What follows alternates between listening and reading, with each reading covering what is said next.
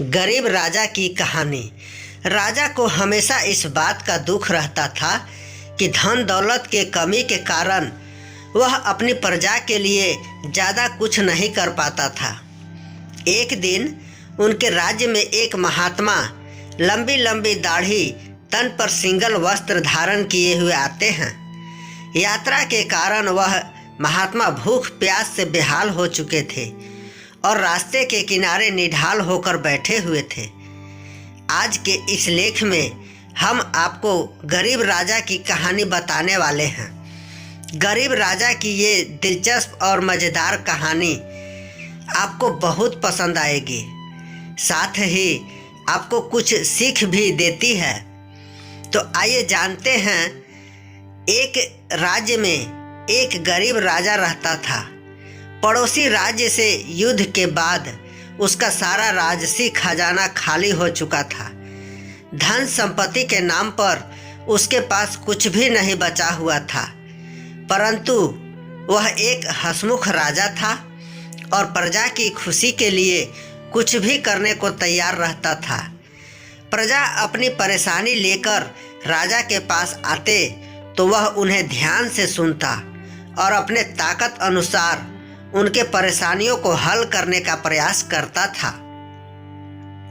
उनके हंसमुखी चेहरे और नेक स्वभाव के कारण प्रजा उससे बहुत प्रेम करती थी। फिर भी राजा को हमेशा इस बात का दुख रहता था कि धन दौलत के कमी के कारण वह अपनी प्रजा के लिए ज़्यादा कुछ नहीं कर पाता था। एक दिन उनके राज्य में एक महात्मा लंबी लंबी दाढ़ी, तन पर सिंगल वस्त्र धारण किए हुए आते हैं। लंबी यात्रा के कारण वह महात्मा भूख प्यास से बेहाल हो चुके थे और रास्ते के किनारे निढाल होकर बैठे हुए थे। उसी समय राजा डेली की तरह प्रजा की स्थिति समझने के लिए भ्रमण पर निकले। उसकी दृष्टि उस महात्मा पर पड़ी। राजा उस महात्मा के पास गया और उसका हाल पूछा। महात्मा ने कहा कि मुझे बहुत ज़ोर से भूख लगी है राजन, और हम बहुत दूरी की यात्रा करने के कारण निर्बल हो चुके हैं। राजा वैसे भी बहुत सुंदर विचार के इंसान थे। राजा ने जब महात्मा को उस हाल में देखा तो उसे नहीं रहा गया। फिर राजा ने उस महात्मा को बड़े आदर के साथ अपने महल ले गया और उसे प्रेम से भोजन करवाया। महात्मा ने राजा के दयालु स्वभाव से बहुत प्रसन्न हुआ और उसको आशीर्वाद देकर पूछा, राजन, आप इतने दुखी क्यों दिखाई पड़ते हैं? राजा ने उस महात्मा को बताया कि वह अपनी प्रजा की खुशहाली के लिए बहुत कुछ करना चाहता है, किंतु हमारे पास धन नहीं होने की वजह से हम अपने प्रजा के लिए कुछ नहीं कर पा रहे हैं। बस इसीलिए हम दुखी रहते हैं। महात्मा ने उसे समझाते हुए कहा, राजन, आपके पास दयालुता और नेक नियत सबसे बड़ा धन है जो आप अपनी प्रजा में बांटते हैं। आपके पास जो है उसके साथ ही प्रजा की भलाई और उनकी समस्याओं के निराकरण के लिए सब कुछ करते हैं। आपकी ये भावना आपको सबसे धनवान बनाती है।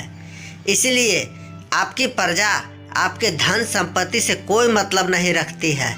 बस आप ऐसे ही अपने प्रजा के ऊपर अपना प्यार दुलार लुटाते रहिए। बस आपके राज्य में सदा प्रसन्नता और खुशहाली बनी रहेगी। महात्मा के इन शब्दों का राजा के ऊपर गहरा प्रभाव हुआ।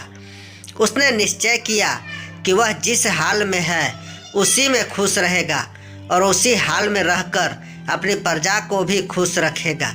वह समझ गया था कि जीवन में सबसे बड़ा धन हमारे अंदर की खुशी है। सीख।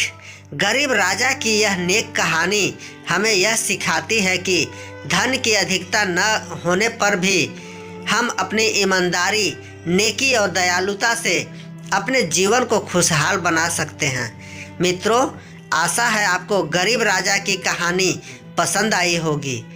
ऐसे ही हिंदी मोरल स्टोरी, नैतिक कहानियाँ पढ़ने के लिए हमारे चैनल को सब्सक्राइब और वीडियो को लाइक शेयर अवश्य करें।